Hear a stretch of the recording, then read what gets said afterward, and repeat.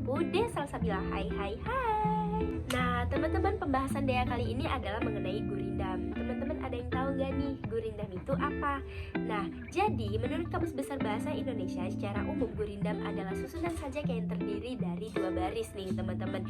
Nah karya gurindam adalah sebuah nasihat kepada sesama manusia untuk menjalankan kebaikan.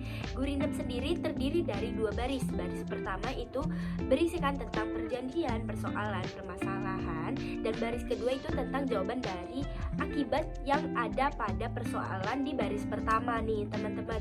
Nah jenis gurindam ini ada 2, yaitu gurindam berkait dan gurindam berangkai.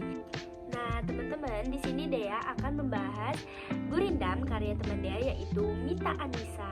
Berikut profilnya. Mita Anissa Surya lahir pada tanggal 28 September 2002, berasal dari Rokan Hulu. Quotes ya, kita hidup untuk nyata bukan sempurna. Yuk langsung saja kita bahas gurindam karya Mita Anissa.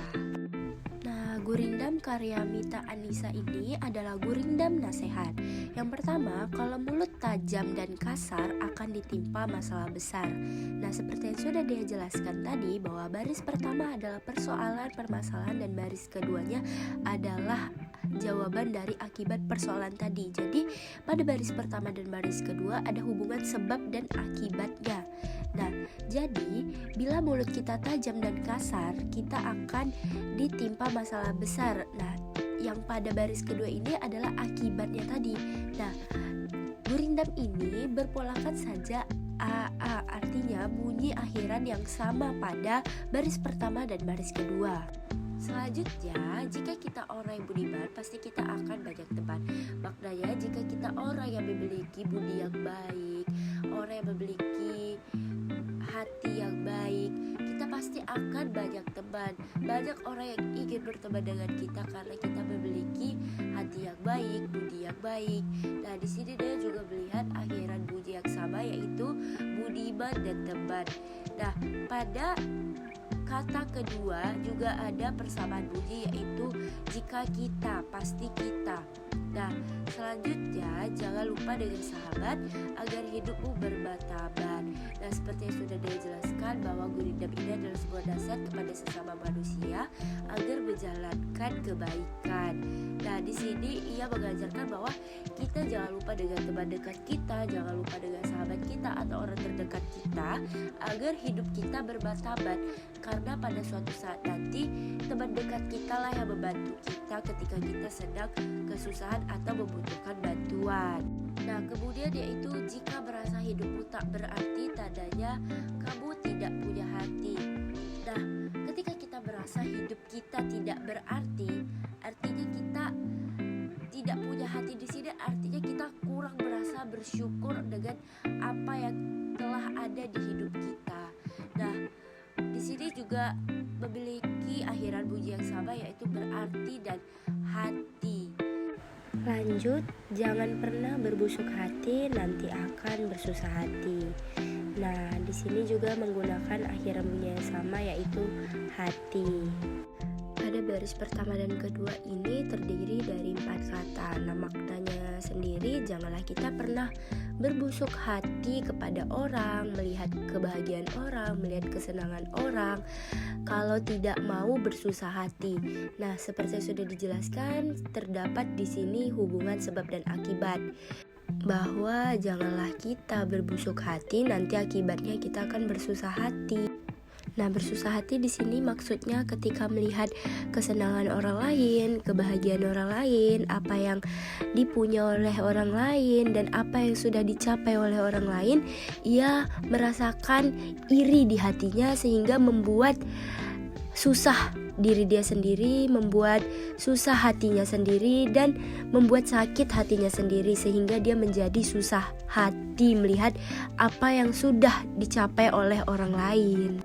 Selanjutnya, jangan kamu menyebar fitnah agar hidup tak sengsara. Nah, di sini tidak memiliki akhiran bunyi yang sama karena pada baris pertama yaitu fitnah dan baris kedua yaitu sengsara. Tapi di sini tetap ada nilai nasihatnya. Jangan kamu menyebar fitnah agar hidupmu tak sengsara. Nah, di dalam gurindam ini boleh tidak memiliki akhiran bunyi yang sama. Cuma ketika akhiran bunyinya tidak sama, akan mengurangi nilai dari segi keestetikannya. Jadi terdengarnya seperti ada yang kurang dari gurindam ini. Kemudian, jika merasa hidupmu kurang, janganlah kamu mencela orang. Nah, di sini akhiran bunyinya sama, yaitu kurang dan orang. Kemudian pada baris pertama yaitu terdiri dari 4 kata, dan baris keduanya juga 4 kata. Makna dari gurindam yang ini, jika merasa hidupmu kurang, jika kita merasa hidup kita kurang, jika merasa hidup kita tidak cukup, maka janganlah kita mencela orang karena merasa hidup kita kurang. Ketika melihat orang lain lebih dari kita, ketika melihat orang lain cukup dan merasa diri kita kurang dan tidak cukup, janganlah kita mencela orang itu ketika kita melihat kelebihan orang sedangkan kita merasa kurang. Maka dari itu, janganlah kita mencela kekurangan orang lain ketika melihat kelebihan orang lain, karena disitulah nampak nilai diri kita yang terlihat seperti iri atau tidak senang dengan apa yang orang lain punya, apa yang orang lain dapat. Nah, selanjutnya, jika ada yang menemani duka, maka itu teman namanya. Nah, jika ada orang yang menemani kita ketika kita bersedih, ketika kita terluka, ketika kita ada di masa terbawah atau yang paling terpuruk, nah, ada orang yang menemani kita di sana, ada orang yang sedia bersama kita ketika kita dalam posisi terendah sekalipun, itulah yang disebut dengan teman. Itulah orang yang mau berteman dengan kita ketika kita berada di bawah sekalipun. Itulah yang disebut dengan teman sejati atau benar-benar teman, atau sesungguhnya teman yang ada di saat kita susah, sedih, senang. Dialah yang mau menemani kita dan tidak memandang apa yang telah terjadi kepada kita. Lalu selanjutnya, jadi manusia haruslah baik karena semua akan berbalik. Nah, di sini juga memiliki akhiran bunyi yang sama. Kemudian baris pertama dan baris kedua terdiri dari 4 kata. Nah, maknanya di sini kita sebagai manusia haruslah terus berbuat baik kepada sesama manusia, kepada sesama makhluk hidup yang ada di dunia.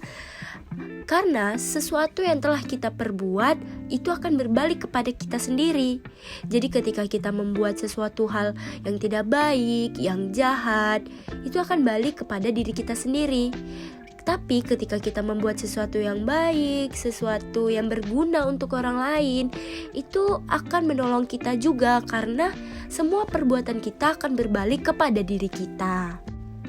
Terakhir, bila lidah terpelihara, maka hidup akan berharga.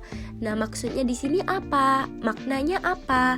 Bila lidah kita terpelihara, bukan kita memelihara lidah, tetapi ketika kita memelihara lidah kita dalam hal berbicara, dalam mengeluarkan kata-kata, disitulah hidup kita akan berharga. Karena disitulah ketika kita mengeluarkan kata yang baik, tutur kata yang lembut, tutur kata yang sopan, disitulah orang bisa melihat bahwa kita adalah seseorang yang berpendidikan, seseorang yang beretitude baik, seseorang yang berwibawa, sehingga kita akan dihargai oleh orang lain dan kita menjadi orang yang dipandang. Nah, demikian pembahasan Dea tentang gurindam tadi. Bila ada kekurangan atau kesalahan pada penyebutan kata, tolong koreksi di kolom komentar. Dadah!